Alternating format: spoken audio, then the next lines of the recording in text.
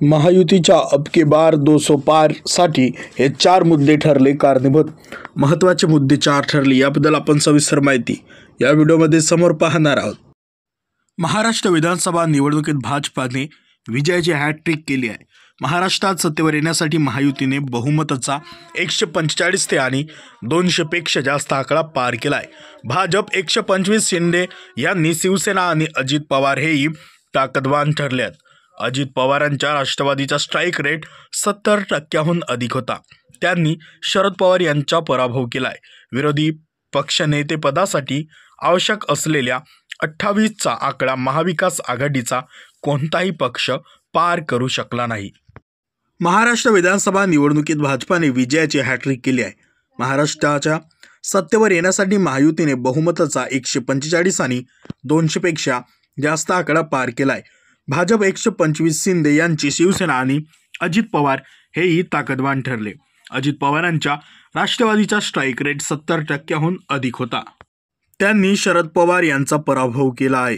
विरोधी पक्ष नेतेपदासाठी आवश्यक असलेल्या 28चा आकडा महाविकास आघाडीचा कोणताही पक्ष पार करू शकला नाही। महाराष्ट्र निवडणुकीतील या प्रचंड विजयाचे सर्वात मोठे कारण म्हणजे लोकसभा निवडणुकीत महायुतीचा पराभव। त्यानंतर भाजपाने आपली अचानक रणनीती बदलली। संपूर्ण निवडणुकीत महायुती एकसंघ दिसून आली। सर्व मित्रपक्ष निवडणुकीच्या अजेंड्यावर एकसंघ राहिले। लाडक्या बहीण योजना फायदेशीर ठरली। महाराष्ट्र निवडणुकीपूर्वी महायुती सरकारने लाडकी बहीण योजना सुरू केली, ज्यामध्ये महिलांना दर महिन्याला 1500 रुपये दिले जात आहेत। निवडणूक प्रचारादरम्यान महायुतीने ही रक्कम दरमहा 2100 रुपयाचे देण्याचे आश्वासन दिले। याशिवाय शेतकऱ्यांना कर्जमाफीचे आश्वासन दिले। महायुतीच्या तिन्ही घटकांनी लाडकी बहीण योजनेचे सर्वतोपरी भांडवल करण्याचा प्रयत्न केला। त्याचा परिणाम निवडणुकीत जाणवला। धुळ्यात तर रात्रीपर्यंत महिलांनी मतदान केले। एकनाथ शिंदे बनले ट्रम्प कार्ड। उद्धव ठाकरे यांचे सरकार पाडून मुख्यमंत्री झालेले एकनाथ शिंदे हे या निवडणुकीचे ट्रम्प कार्ड ठरले। उद्धव गटाकडून देशद्रोही अशा टीकेचा सामना केल्यानंतर अडीच वर्षात त्यांनी विकासाभिमुख आणि सर्वसामान्यांमध्ये राहणाऱ्या नेत्यांची प्रतिमा निर्माण केली। बाळासाहेब ठाकरे यांचे चित्र नेहमी डोळ्यासमोर ठेवून उद्धव ठाकरे सत्तेसाठी आपला आदर्श विसरल्याचे दाखवण्यात यशस्वी झाले। एका अनुभवी राजकारण्याप्रमाणे शिंदे यांनी निवडणुकीपूर्वी महायुती सरकारसाठी आपल्या खुर्चीचा राजीनामा देण्याचा निर्णय घेतला होता। लाडकी बहीण योजना, बेरोजगारांना भत्ता अशा योजनांमुळे ते देवेंद्र फडणवीस आणि उद्धव यांच्यापेक्षा लोकप्रिय मुख्यमंत्री असल्याचे सिद्ध झाले। तिकीट वाटपाच्या वेळी ते भाजपसमोर दुबळे दिसले नाही, याचा फायदा शिंदेंना झाला। उद्धव ठाकरेंचा महाविकास आघाडीला फटका। लोकसभा निवडणुकीत महाविकास आघाडीला मोठा विजय मिळाला होता। या विजयानंतर शिवसेना नेत्यांच्या मनोवृत्तीला धार आली।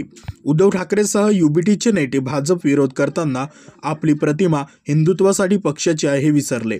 तिकीट वाटपादरम्यान ज्या प्रकारे जागा आणि मुख्यमंत्र्याच्या चेहऱ्यावरून वाद झाला, त्यामुळे उद्धव ठाकरेंची शिवसेना अशक्त दिसून आली। प्रचारामध्ये विकास कामावर कमी आणि शिंदे यांच्या विरोधात सूर जास्त वापरला। अजित पवार चतुराईने लढले। महायुतीचे साथीदार बनून अजित पवार यांनी अतिशय चतुराईने खेळी केली। 41 जागांवर त्यांचे काका शरद पवार यांच्या राष्ट्रवादी ASP पक्षाची त्यांची थेट लढत होती।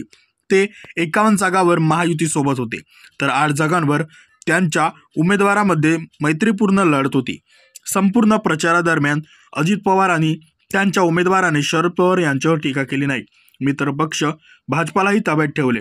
तत्पूर्वी लोकसभा निवडणुकीत सुप्रिया सुळे यांच्या विरोधात पत्नीला उभे करण्याच्या चुकीने त्यांनी उघड प्रायश्चित केले। या चतुराईने अजित पवारांनी काकांवर मात केली आणि त्यांच्यापेक्षा जास्त जागा जिंकून बारामती आणि मराठवाड्याच्या राजकारणात आपला दबदबा निर्माण केला आहे। तर मित्रांनो, तुम्हाला विनंती आहे की आपल्या महाराष्ट्रातील नवनवीन योजना, शासन GR, शैक्षणिक माहिती व इतरही माहिती मिळवण्यासाठी आपल्या MG मराठी इन्फॉर्मेशन या यूट्यूब चॅनलला सबस्क्राईब करा आणि बेल आयकॉनला प्रेस करा। संपूर्ण व्हिडिओ पाहिल्याबद्दल धन्यवाद।